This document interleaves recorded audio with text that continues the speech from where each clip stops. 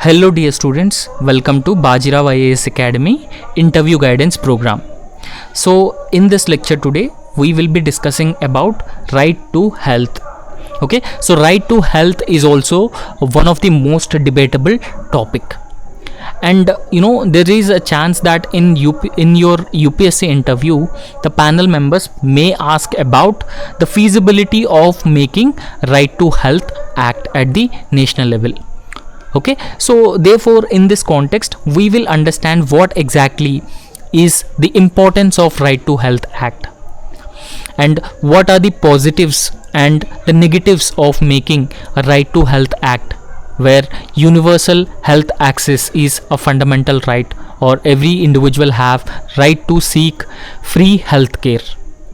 Okay, so this is a very important topic because we already have the right to education act.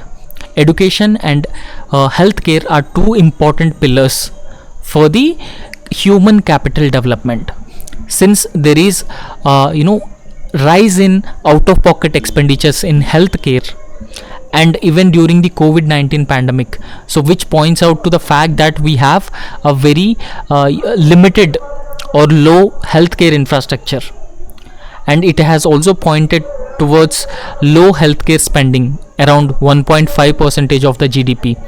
So therefore in this context we will understand what does it mean when we talk about right to health, what are the positives and negatives of having a right to healthcare act. Okay, so the right to health bill has been enacted by the Rajasthan government. Now if you regularly follow our discussions, we have discussed about the right to health care bill that was enacted by the Rajasthan legislature during 2023. Okay, so according to the right to health care bill of the Rajasthan government, every individual have the right to seek free health care, or it provides universal health care access to every citizen of every individual who lives in Rajasthan. Okay, so therefore it confers every inhabitant of the state the privilege to access costless services at public healthcare facilities. So this is what the right to healthcare bill actually talks about. Okay, so the right to health is a fundamental human right recognized under the international law. Okay, so this right to health is actually a fundamental right and it is recognized under the international law.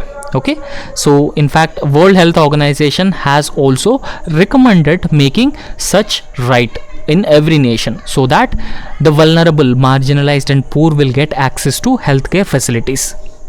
And in fact it has enshrined in various international and regional human rights instruments, and it also reflects the principles that every person has the right to enjoy the highest attainable standard of physical and mental health. Okay, so this is what is about the right to health. Now after that we need to understand what is the need to have such what is the need to make right to health a fundamental right. Okay, so why we need to bring right to health under fundamental rights similar to right to education, which is part of Article 21A of the Indian Constitution. So if you observe Supreme Court previous judgments about right to health, so Supreme Court in various judgments has already declared that right to health is inherent, or it is part of Article 21, right to life and personal liberty of the Indian Constitution. Okay, so therefore the right to equality, which is guaranteed by the Indian Constitution under Article 15, it actually upholds non-discrimination on the basis of religion, race, caste, sex, gender, place of birth. Okay, so making right to health care a fundamental right also takes its inspiration from Article 15, which talks about right to equality and non-discrimination between the citizens. And after that we need to talk about the dismal investment condition in our public healthcare infrastructure. Okay, so we have seen a very dismal levels of investment in public health or healthcare. Okay, so now healthcare has become a topic, healthcare has become a subject which a very privileged few can get access. Now if you understand India's overall expenditure on healthcare, it is around 1.5% of its India's GDP. So even though national health policy has also recommended that this expenditure should be extended or expanded to 3% of the GDP. Okay, so because of the COVID-19 pandemic and the precarious conditions at our government or precarious conditions of our health infrastructure has been unearthed. So the constitutional right to health is critical to breaking discriminatory structures that will otherwise continue to perpetuate inequality in all spheres of life, so including education, opportunity, wealth and social mobility. Okay, so if you understand about right to health, so it is very important to break the discriminatory structures. So what does what does this mean when we say about right to health? Because since out of pocket expenditure has been significantly increasing and even the medical healthcare expenses are also very high, India does not, a majority of the population does not have insurance cover to bear the healthcare costs. So in this context, making right to health will dismantle the factors which perpetuate inequality. So that is very important for human capital development in India. So not just for human capital development, but also creating an egalitarian, equal society.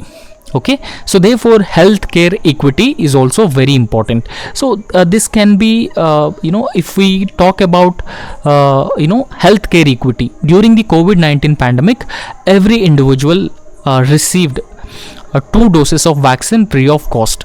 Okay, so otherwise, those people who can afford to pay, they have access to different sort of vaccines, but the government has provided vaccines free of cost to every individual. So that is vaccine equity. In a similar way, there should be health equity, so that ensures there should be no inequalities in healthcare access and healthcare delivery, and also it creates an egalitarian society. Now the judicial interpretation has also delivered in various judgments that right to healthcare is inherent in, or it is implicitly mentioned under Article 21, right to life and personal liberty of the Indian Constitution. Okay, so under Article 21 in several judgments, so inclusive healthcare was crucial, but it has its own limitations. Okay, so the universal access to healthcare is now achievable as it is indispensable. The rights of people are not stagnant and must evolve as country evolves. Okay, so the rights of the people, so we have all the fundamental rights, and these fundamental rights must evolve with time changes. So therefore the country would also evolve, because through the right to education. So right to education has also made a fundamental right under Article 21 of the Indian Constitution. Okay, so it is not part of our original constitution. In similar sense, right to healthcare should also be included as a fundamental right in the Indian Constitution. So the government has launched one of the ambitious scheme, that is Ayushman Bharat. So as I have already told you, India's population does not have the health insurance cover for all. So therefore the government has launched Ayushman Bharat program. So it provides health insurance up to 5 lakh rupees for every household in India. Okay, so this scheme has a great potential, and there's a difference between rights and service delivery model of the development. Okay, so rights are actually entitlements. So every individual have the right to seek such entitlements. So however, service delivery model of development is based on government discretion. Okay, so it is based on the government discretion. So however, India has never spent more than 2% of its GDP on healthcare. Okay, so it is just 1.5% of the GDP, and healthcare facilities across the country actually straddle different levels of efficiency and sufficiency. So they are even suffering with inefficiency. Now in this context we have to understand certain implications of making health a fundamental right. Okay, so we talked about the need for making health a fundamental right. So what are the implications of making health a fundamental right? So if health is a fundamental right, so it will give spine to the entire healthcare ecosystem. Okay, so it is like a backbone to the entire healthcare ecosystem if it is given a fundamental right. So it empowers doctors, healthcare workers, and it ensures transparency, inclusivity, as well as accountability. So moreover, making right to health a fundamental right will pave the way for a special legislation.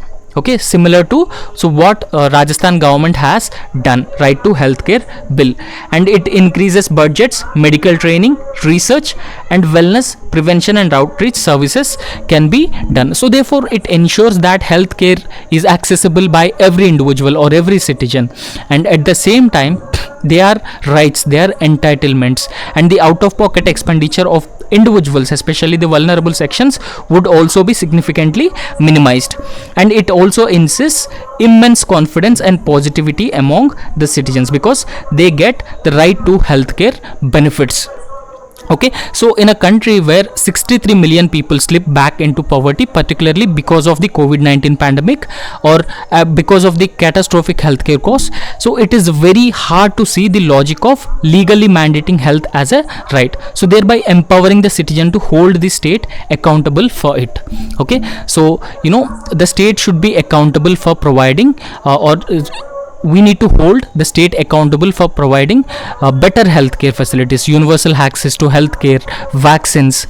Okay, so reducing the out of pocket expenditure and increasing the infrastructure facilities in existing government facilities, and even public private partnership based medical hospitals should also be the need of the hour. And apart from that, insurance facilities should also be provided to every citizen. So by declaring health as a fundamental right, the government would be compelled to think seriously about pollution aspect. Now pollution is also a major problem in Indian metropolitan cities. So when the government has made health as a fundamental right, the government would also start thinking seriously about pollution and other environmental impacts, because they are also responsible for the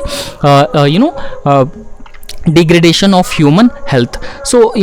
So whenever the government giving permissions to new industries or framing new development policies, the government will think twice about the implications on human health, because ultimately it costs the government, because when it is made a fundamental right to health is made a fundamental right, so the government is entitled to provide those benefits to every citizen. Okay, so they are not based on the discretion. So this is all about the right to health, importance of right to health, and why it is important that we need to include right to health as a fundamental right, and what are the implications in the longer term. So however, making right to health a fundamental right will ensure that the marginalized, poor and deprived sections of the society will benefit, and equity, egalitarian society or egalitarianness, or reducing inequalities, particularly when it comes to accessing healthcare benefits, is a possibility by making or including right to health as part of the